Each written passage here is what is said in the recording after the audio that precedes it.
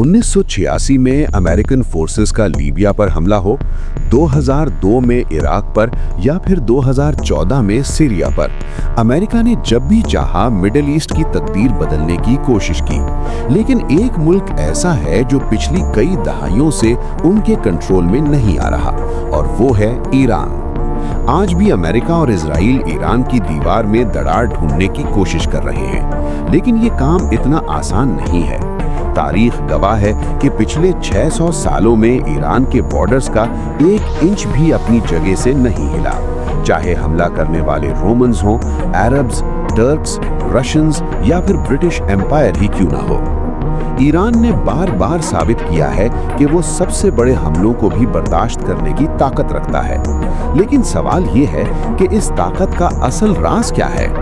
ऐसी कौन सी चीज है जो ईरान को दूसरे अरब मुल्कों से बिल्कुल मुख्तलिफ और इतना मजबूत बनाती है? ज़ीशान की वीडियोस में एक बार फिर से खुशामदीद। सबसे पहले बात करते हैं उस तोहफे की जो ईरान को कुदरत की तरफ से मिला है। अगर ईरान को एक जुमले में समझा जाए तो ये असल में एक बड़ा किला है। ऐसा किला जिसकी दीवारें इंसानों ने नहीं बल्कि कुदरत ने खुद बनाई है। इस मुल्क को चारों तरफ से पहाड़ों ने घेरा हुआ है। साउथ में मौजूद ज़ैग्रोस माउंटेन रेंज एक ऐसी पहाड़ी दीवार है जो ईरान को साउथ से आने वाले दुश्मनों से बचाती है। साउथ वेस्ट की तरफ ये पहाड़ी सिलसिला धीरे धीरे इराक की तरफ झुक जाता है, लेकिन नॉर्थ वेस्ट में ये पहाड़ इतने बुलंद और सख्त हो जाते हैं कि टर्की के साथ एक मुश्किल बॉर्डर बन जाता है। जहां पहाड़ नहीं है वहां दलदली इलाके हैं, खास तौर पर जहां टिग्रिस और यूफ्रेटिस रिवर्स मिलती हैं।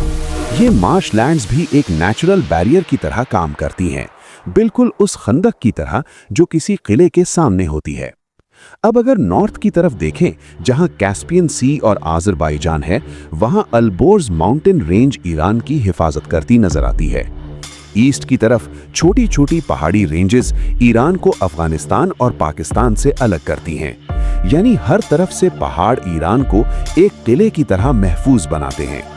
साउथ में पर्शियन गल्फ इस किले की आखिरी दीवार बन जाता है।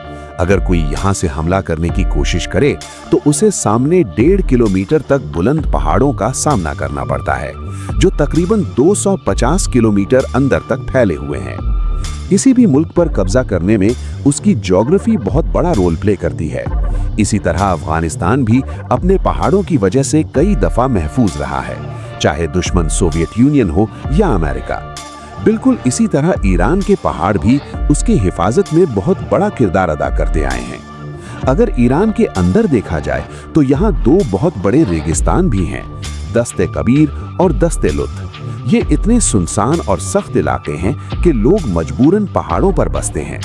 ईरान की तकरीबन 90 करोड़ पॉपुलेशन ज्यादातर इन्हीं पहाड़ी इलाकों में रहती है। इसी वजह से किसी भी बाहरी फौज के लिए ईरान के अंदर घुसकर उसे कंट्रोल करना हमेशा से एक खौफनाक ख्वाब रहा है। जमीन से हमला करने वालों को सप्लाई लाइंस, तंग रास्ते और सख्त मौसम जैसी मुश्किलात का सामना करना पड़ता है। लेकिन कहानी का एक दूसरा पहलू भी है। यही पहाड़ जो ईरान की हिफाजत करते हैं, कभी कभी ईरान को कैद भी कर देते हैं। तारीख में देखा गया है कि जब भी ईरान ने वेस्ट की तरफ बढ़ने की कोशिश की, यही पहाड़ी सिलसिले उसके लिए रुकावट बन गए। इसीलिए ईरान सीधी जंग के बजाय प्रॉक्सी ग्रुप्स का नेटवर्क इस्तेमाल करता है, जैसे लेबनान में हिजबुल्लाह, यमन में हूथीज, इराक में इस्लामिक रेजिस्टेंस ग्रुप्स और पैलेस्टाइन में हमास और इस्लामिक जिहाद। अब बात करते हैं स्ट्रेट ऑफ हॉर्मुज की। ये दुनिया के सबसे अहम समुद्री रास्तों में से एक है। पर्शियन गल्फ का ज्यादा हिस्सा ईरान के पास है, जबकि नीचे का हिस्सा Iraq, Kuwait, Saudi Arabia, Bahrain, Qatar, UAE और ओमान शेयर करते हैं। हॉर्मुज का एंट्रेंस ईरान की तरफ से ऐसे शेप में है जहां से ईरान आसानी से इसे कंट्रोल कर सकता है। अगर ईरान चाहे तो ये रास्ता बंद करके पूरी दुनिया को प्रेशर में ला सकता है, क्योंकि दुनिया का 20% ऑयल और कतर की 90% एलएनजी इसी रास्ते से गुजरती है।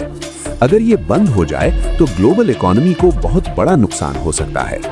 ईरान का तीसरा फायदा उसकी लंबी कोस्ट लाइन है। ईरान की टोटल कोस्ट लाइन लगभग 2800 किलोमीटर है, जो कैस्पियन सी और पर्शियन गल्फ पर फैली हुई है। ये कोई आम कोस्ट लाइन नहीं, यहाँ पहाड़ी इलाके हैं जहाँ ईरान ने सीक्रेट मिसाइल पोजीशंस और हिडन बेसेस बना रखे हैं। अगर कोई दुश्मन समंदर से उतर भी जाए तो फौरन पहाड़ों का सामना करता है, जहाँ से अचानक हमला हो सकता है। ईरान की तीसरी शील्ड उसकी मल्टी एथनिक पॉपुलेशन है। ईरान में सिर्फ एक कौम नहीं रहती, यहाँ पर्शियंस, अजेरीज, कुर्द्स, अरब्स, बलोच और तुर्कमेन जैसे मुख्तलिफ ग्रुप्स बसते हैं। जाहिर है इतनी मुख्तलिफ कौमों को एक साथ रखना आसान नहीं होता। हर ग्रुप अपनी लैंग्वेज और कल्चर को प्रोटेक्ट करना चाहता है। कभी कभी प्रोटेस्ट्स भी होते रहते हैं, लेकिन जब भी कोई बाहरी दुश्मन ईरान पर हमला करता है, ये सारे ग्रुप्स अक्सर एक हो जाते हैं। इसकी सबसे बड़ी मिसाल ईरान इराक वॉर है। 1980 में सद्दाम हुसैन ने सोचा कि ईरानियन रेवोल्यूशन के बाद ईरान कमजोर हो चुका होगा, इसलिए इराक ने ईरान पर हमला कर दिया। लेकिन जो जंग सद्दाम ने छोटी समझी थी, वो 8 साल तक चलती रही। शुरू में इराकी आर्मी काफी अंदर तक घुस गई थी, लेकिन कुछ ही सालों में ईरान ने अपनी जमीन वापस हासिल कर ली। इस जंग में सिर्फ आर्मी ही नहीं, बल्कि आम लोग भी लड़ने के लिए निकल आए थे। आखिरकार 8 साल और तकरीबन 1 लाख कैजुअलिटीज के बाद जंग खत्म हुई, लेकिन इराक ईरान की 1 इंच जमीन भी नहीं ले सका। ईरान का सबसे बड़ा हथियार उसकी आर्मी नहीं, बल्कि उसका साइज है। ये मुल्क तकरीबन 16 लाख स्क्वायर किलोमीटर पर फैला हुआ है, यानी इसमें 2 पाकिस्तान जितने मुल्क आसानी से आ सकते हैं। अगर कोई दुश्मन बॉर्डर क्रॉस भी कर ले तो फौरन जीत हासिल करना नामुमकिन हो जाता है। उसे पहाड़ी रास्ते, रेगिस्तानी प्लेटोज और अंदर गहराई में बसे शहरों तक पहुंचना पड़ता है। इसे ही स्ट्रेटेजिक डेप्थ कहते हैं। जितना दुश्मन अंदर आता जाता है, उतनी उसकी सप्लाई लाइंस लंबी होती जाती हैं और उसकी ताकत कम होती जाती है। तेहरान, इस्फहान और मशहद जैसे बड़े शहर बॉर्डर्स पर नहीं, बल्कि अंदर की तरफ महफूज जगह पर है। इसीलिए ये कहना गलत नहीं है कि ईरान की जमीन खुद एक खामोश मुहाफिज की तरह काम करती है, जो वक्त को अपना सबसे बड़ा हथियार बना लेती है।